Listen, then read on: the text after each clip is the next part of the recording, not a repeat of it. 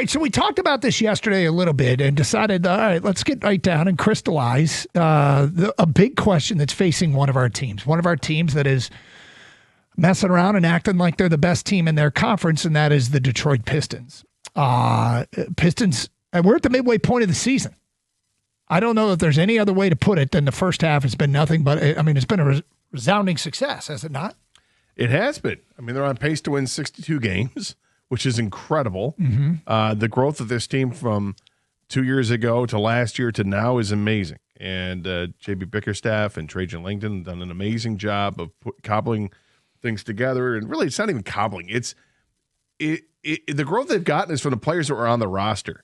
It helps that they went out and brought Tobias Harris back. It helps last year that they made some trades that made some sense. But really, it's about the players that they had in-house and developing those players. And you're seeing it full time. You're seeing Cade Cunningham turning into a superstar before your eyes.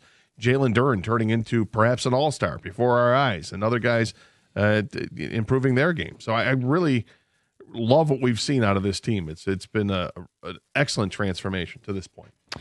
Do you know how many teams have won 62 games in the last 7 seasons? I don't think there's many.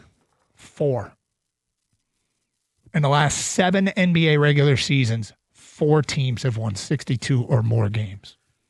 It would be great if they could do that. Look, all that matters is playoff wins. Mm-hmm. We all understand that, yep. But to see there was a reflection there. Betting the 50 game mark. If you win 50 games, that's like okay, you've done something pretty good there. Yep, that was a kind of a standard that Rick Carlisle had gotten to, but then there were issues with Rick Carlisle and the team, and he had to go, and then Larry Brown pushed him, and they went over the top.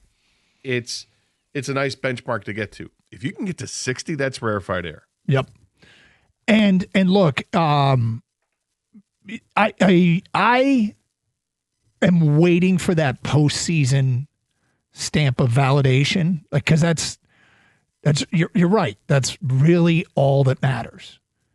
If the Pistons follow this up and win 62 games, their first half, if they double the total, win 62 games, it'll be the 3rd best Piston regular season of all time.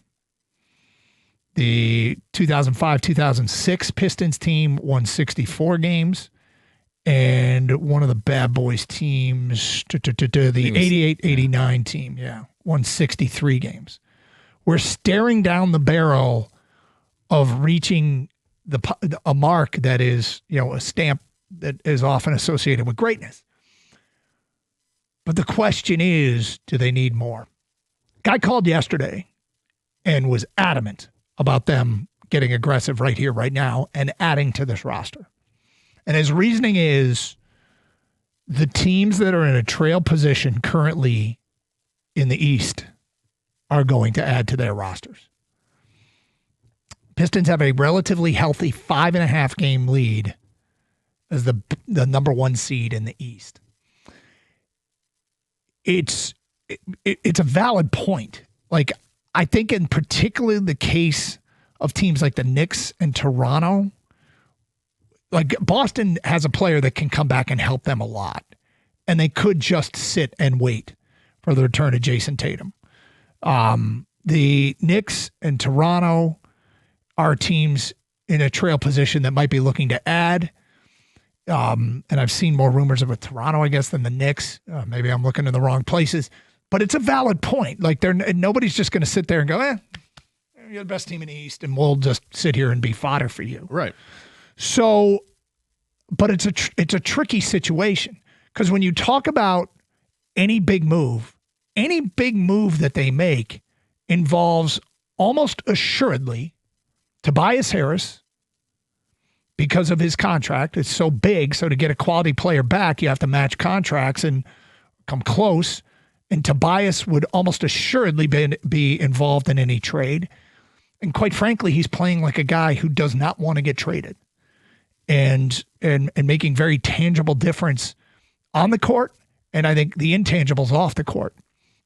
Then you probably have to throw in either Jaden Ivey or Ron Holland, a young player that motivates a team to move a good player.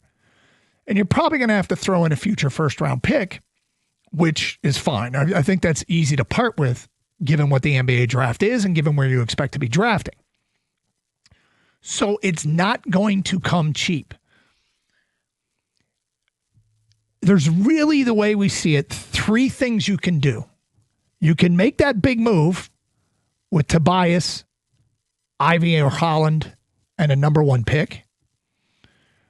You can kind of go in between and make a smaller move, which would likely be like draft capital for a role player, like Dennis Schroeder was last year.